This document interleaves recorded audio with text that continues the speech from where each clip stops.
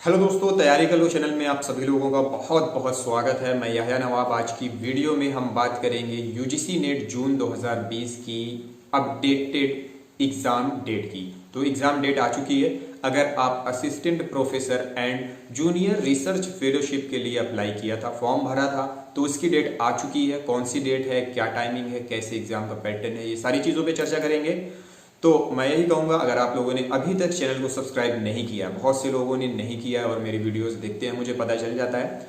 तो दोस्तों, मैं यही कहूँगा कि आप सबसे पहले मेरा चैनल को सब्सक्राइब कर लें और चैनल के प्लेलिस्ट में जाएं। अगर आप हिंदी साहित्य से संबंधित तैयारी कर रहे हैं, हिंदी की तैयारी कर रहे हैं, तो मेरे चैनल पे आपको 600 प्लस वीडियोस मिल जाएंगी और इसमें दो टॉपिक बहुत ही इंपॉर्टेंट है, दो प्लेलिस्ट। एक है यूजीसी नेट जेआरएफ की ऑनलाइन क्लास और दूसरी है 1000 महत्वपूर्ण प्रश्नों की सीरीज। तो अगर आप इन दोनों को पढ़ लेते हैं, अच्छे से नोट्स बना लेते हैं, अपनी तैयारी कर लेते हैं, तो मैं अंगूठा लगा सकता हूं कि आपका सिलेक्शन हो जाएगा, क्योंकि इसमें सारे वो टॉपिक कंटेन किए गए हैं जो कि यूजीसी नेट जेआरएफ में पूछे जाते हैं। इसके अलावा अगर आप CTET, KVS, PRT, PGT, TGT और जितने भी हमारे स्टेट लेवल के टीचिंग के एग्जाम होते हैं, एसटीटी, उसकी तैयारी करते हैं, तो उसके लिए भी हमारे पास बहुत सारी वीडियोस हैं। आप प्लेलिस्ट में जाएं और वहां जाकर उन्हें देखें। तो बात करते हैं यूजीसी नेट जेआरएफ एग्जाम की जो अपडेटेड डेट है, जो डेट आई हुई है वो कौन सी डेट है। तो वो डेट है सितंबर 16 से लेकर के 18 सितंबर तक और 21 सितंबर से लेकर के 25 सितंबर तक। 16 से लेकर के 18 और 21 से लेकर के 25 सितंबर तक इसका एग्जाम होना है। अगर आपने फॉर्म भरा है तो बिल्कुल कुछ दिनों बाद इसका एडमिट कार्ड आ जाएगा। अभी एडमिट कार्ड की जो डेट है वो रिलीज नहीं हुई है।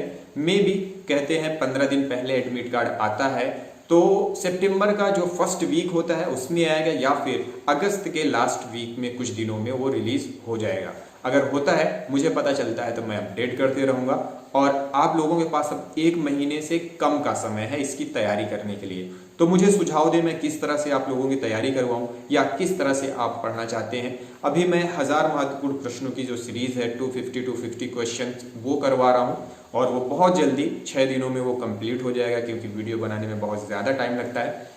तो कोई बात नहीं, आप मुझे सुझाव दें कैसे मैं आपको पढ़ाऊं, किस तरह से पढ़ाऊं, क्या करूं। तो आपके सुझाव की वजह से ही आज मैं आपको पढ़ा पा रहा हूं और वीडियो बना पा रहा हूं। तो बिल्कुल मुझे इंतज़ार रहता है आपके सुझाव का और अच्छे सुझावों का मैं फॉलो भी करता हूं।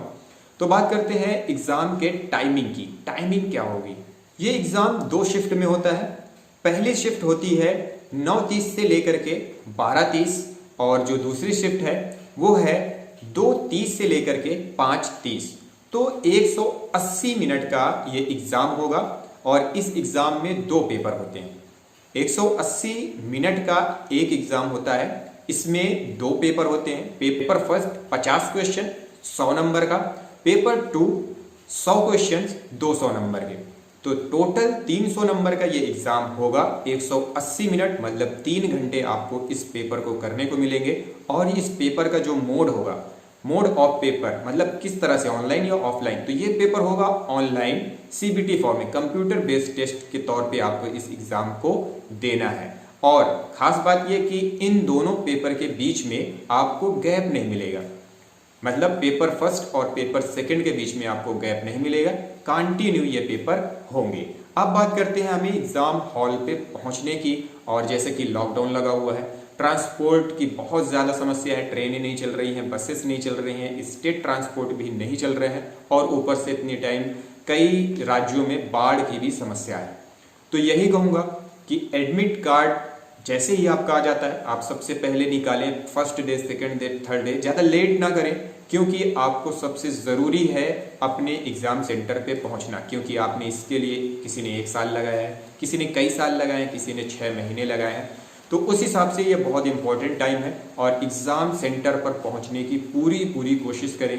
सेल्फ जो अपन मोहल्ले के लोग हैं या आप एक सिटी के कई सारे लोग हो जाते हैं तो पर्सनल बुकिंग कर लें, या फिर अगर आपके पास कोई साधन है तो उससे तैयारी कर लें जाने की। क्योंकि एग्ज़ाम छोड़ना मेरे हिसाब से बहुत बड़ी गलती होती है स्टूडेंट के लाइफ की।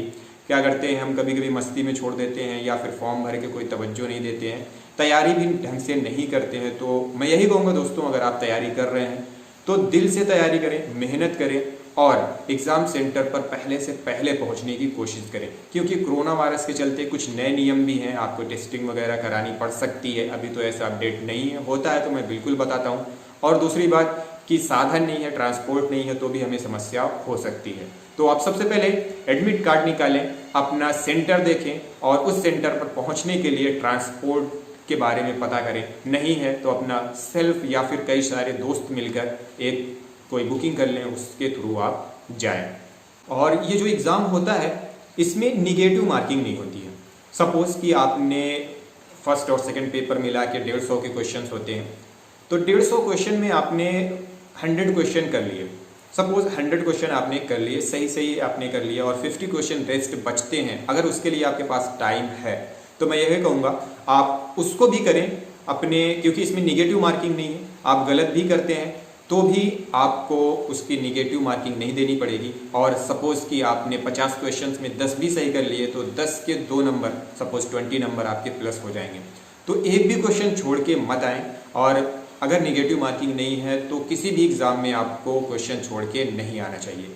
टाइमिंग का खास ध्यान रखें। और जो इसकी कट ऑफ होती है, तो अभी तक जितने भी एग्ज़ाम हुए हैं यूजीसी नेट के लिए, तो असिस्टेंट प्रोफेसर और जूनियर रिसर्च फेलोशिप के लिए, उसमें 40% कट ऑफ गया है जनरल का। 40% जनरल का कट ऑफ गया है। और ओबीसी, एसटी, एससी वगैरह, पीडब्ल्यूडी के वगैरह के लिए वो गया है 35% कट ऑफ।